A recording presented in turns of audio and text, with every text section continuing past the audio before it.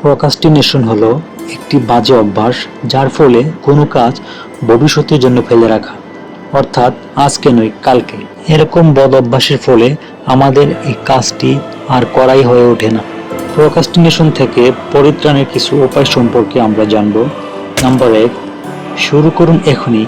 বেশি বেশি চিন্তা করা বন্ধ করুন আর অপেক্ষা না করে এখনই শুরু করুন। মাঝে মাঝে পুরোপুরি তৈরি হবার আগে কাজ শুরু করতে হবে।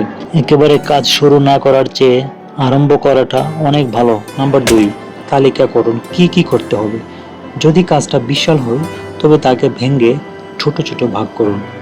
নাম্বার 3, মনোযোগ বিচ্ছিন্ন করতে পারে এমন সব কিছু থেকে দূরে থাকুন। কাজের পরিবেশ নিরিবিলি রাখার চেষ্টা করুন। নাম্বার 4, একটি সময় নির্ধারণ করুন।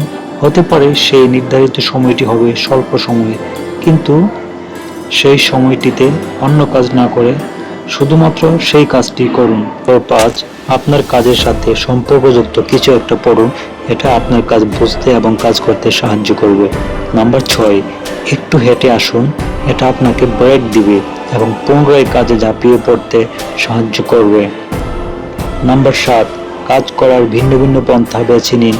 একটানা বসে কাজ না করে কিছুটা সময় দাঁড়িয়ে কাজ করতে পারেন। অফিসে টানা না বসে থেকে অফিসের কিচেন এরিয়া বা কফি শপে কিছুটা সময় পার করতে পারেন। নাম্বার 8, টিভি বন্ধ রাখুন। নাম্বার 9, খবরের কাগজ, নিউজ সাইট, ফেসবুক ইত্যাদিতে সময় পার করুন, তবে অবশ্যই তা সকালবেলা না, বিকেল বা সন্ধ্যাবেলায়। নাম্বার 10, খুব সকালে ঘুম থেকে উঠতে চেষ্টা করুন এবং হালকা ব্যায়াম করুন।